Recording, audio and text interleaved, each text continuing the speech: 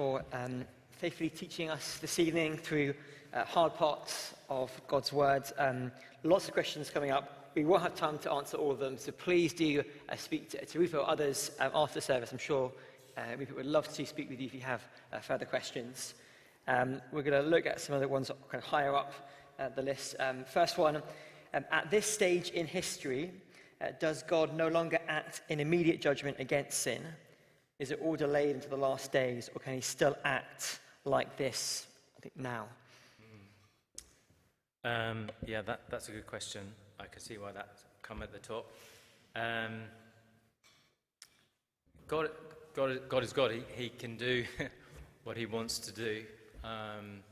So I think what we're seeing in this picture of what happens to Jerusalem being taken off into captivity in Babylon is intended as a historical case study, a historical evidence of what the judgment of God looks like and involved, so that when someone stands up and says, now you need to take seriously the judgment of God, they say, well, what does that look like? What does that involve? You can say, well, it looked like this, and if you think that looks bad, then it's actually going to be more significant and serious to that. So we've been given, in his kindness, he's given us a case study. And actually, it wasn't just once, that happened subsequently to Jerusalem. But that's why it happened in history, to help us get our heads around and hearts around the future judgment of God.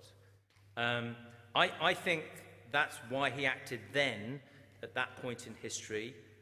But I don't think he's constrained to defer and delay all of his judgment. I think he is at liberty to bring some of that judgment forward into the present. I think where we get into difficulty is saying this is that. He can do that. He's at liberty to do that. It would be entirely just to do that. But I think we would be mistaken, because it doesn't tell us in this is that. We're making those connections if we try and do that. And I think and the church keeps making that mistake. It keeps thinking that it can identify catastrophes, disasters, problems in this world, and identifying it with great confidence as the judgment of God on sin, when that's actually much more about the prejudices of the Christians making those declarations. Thanks, Rue. Okay, next question is, how do we as Christians respond to the rise of reform and the far right, given God's clear teaching not to oppress the foreigner? Okay, well, this is quite typical for this city, isn't it? Yesterday, I think the rise of the far right and its attitude towards foreigners is based on fear and projection onto that group of society. And I think we as Christians can subvert that fear personally by, and that fear is based on ignorance, a lot of it is based on ignorance and misinformation. And I think we can subvert that fear by getting to know those who live in our city who are different from us, the foreigners. And what we find as we do that is there's nothing to fear. There's nothing to fear. And I think if we can demonstrate and model that, then we can take a lot of the power and we can actually out of that protest. So I think that's something we can do personally. I think that we can feel powerless when 150,000 people turn up and shout angry slogans in our city. But actually, personally, we can meet that kind of fear with love. I would suspect that all of us are surrounded by people who live in our city, who don't speak English, who don't understand the culture, who are themselves afraid, now even more afraid. And we can break down those barriers just in the way that we befriend them, love them, go out of our way to get to know them. Some of us are much better at this than others and are kind of a bit more wired like that. But I think we can all do something and not just be paralyzed and full of fear ourselves. Thank you. I think we've got time for two more. Next one, it can feel that God's judgment in Ezekiel 22 is out of proportion. Can you help us understand how this is fair of those who haven't shed blood? So I guess all those in the first half of the chapter, the weak, the least, the last, the vulnerable, and then later on with the kind of the iron and the dross. Yeah. It seems like kind of the wrath is complete and total. Yes. Okay, this is another really good question.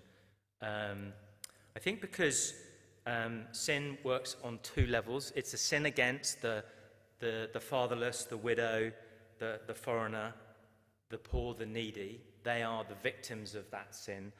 But this kind of sinful behavior is also ultimately sin against God, because God is the one who said, look after those people, love those people, protect those people, care for them. So when you do the opposite of that, they're not just the victims, but God is being dishonored and disrespected and disobeyed. And when you treat an eternal and infinitely good God like that, what do you think the consequence should be? It shouldn't be small, should it?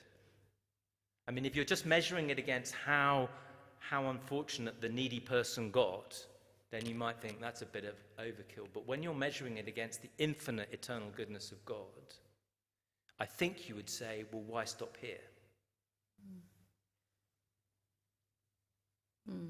I think also to add to that, perhaps, isn't it amazing that God cares this much? That he would really care enough that these sins really bother him, and that he would want to take action against them rather than just be indifferent. Yeah. Thank you. One more? Yes, one more, sorry. Why did God not send Jesus earlier during Ezekiel's time?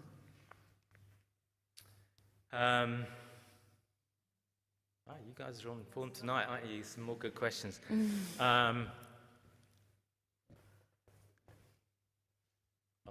What's the quickest, best way of answering that question? That's what you're hoping. I gave it earlier. Okay.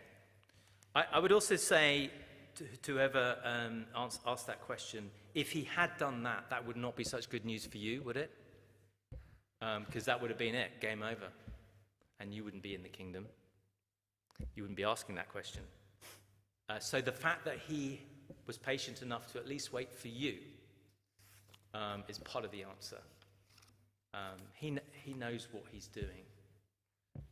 And he was giving us a case study. Thank you, Juliet, for reminding me what I said earlier. Just trying to speed things up there. I can see what you're doing. We're done? We're done. We're done. Thanks, Thank you. Thank you, Rue. We're going to sing our final song this evening. Why don't I invite the band to come up?